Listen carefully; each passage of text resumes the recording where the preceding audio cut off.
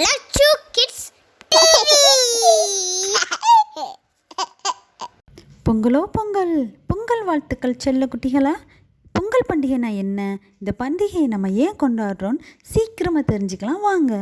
பொங்கல் பண்டிகையை நம்ம தென்னிந்தியாவில் முக்கியமாக தமிழ்நாட்டில் தமிழர்களால் கொண்டாடப்படுற மிக சிறப்பான பண்டிகை.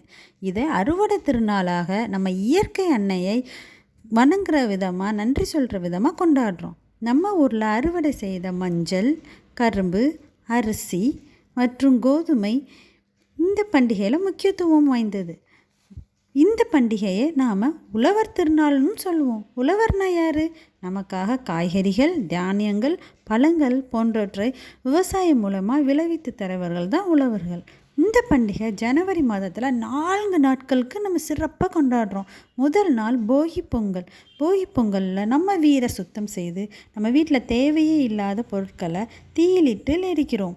இது எதுக்காகனா, இது மூலயமா நம்ம வீட்டில் இருக்கிற கெட்டது எல்லாம் போய் நம்ம எல்லாருக்கும் நல்லதே நடக்குங்கிறது நம்பிக்கை. 2வது நாளான தைப்பொங்கலை தான் நம்ம சூரிய பொங்கல்னு சொல்கிறோம். இந்த நாளில் நம்ம கடவுளாக வணங்கக்கூடிய சூரிய பகவானுக்கு நன்றி செலுத்துகிற விதமாக இந்த பொங்கலை கொண்டாடுறோம். இந்த நாளில் நம்ம வீட்டை பூக்களால் அலங்கரித்து, நம்ம வீட்டு வாசலில் பலவித வண்ணங்களால் கோலம் போட்டு வாசலை அலங்கரித்து பொங்கல் வைத்து, அந்த பொங்கலை நம்ம சூரிய பகவானுக்கு படைத்து பூஜைகள் செய்து அவருக்கு நன்றி செலுத்துகிற விதமாக நம்ம இந்த பண்டிகையை கொண்டாடுறோம்.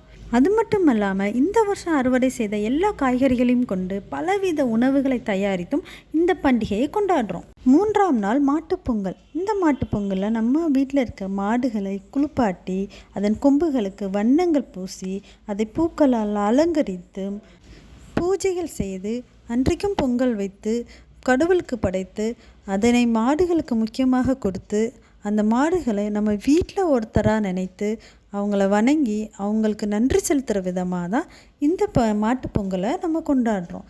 இந்த மாடுகள் நம்ம வீட்டுக்கும் விவசாயத்துக்கும் மிகவும் உதவியாக இருக்கிறதுனால அதுக்கு நம்ம நன்றி செலுத்துகிறோம்.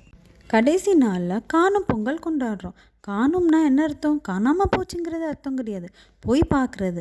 நாம் நம்ம குடும்பத்தோடையும் நம்ம சொந்தங்களோடையும் சேர்ந்து வெளியிடங்களுக்கு சென்று உணவுகள் சேர்ந்து சாப்பிட்டு சந்தோஷமாக கொண்டாடக்கூடிய பொங்கல் தான் காணும் பொங்கல்.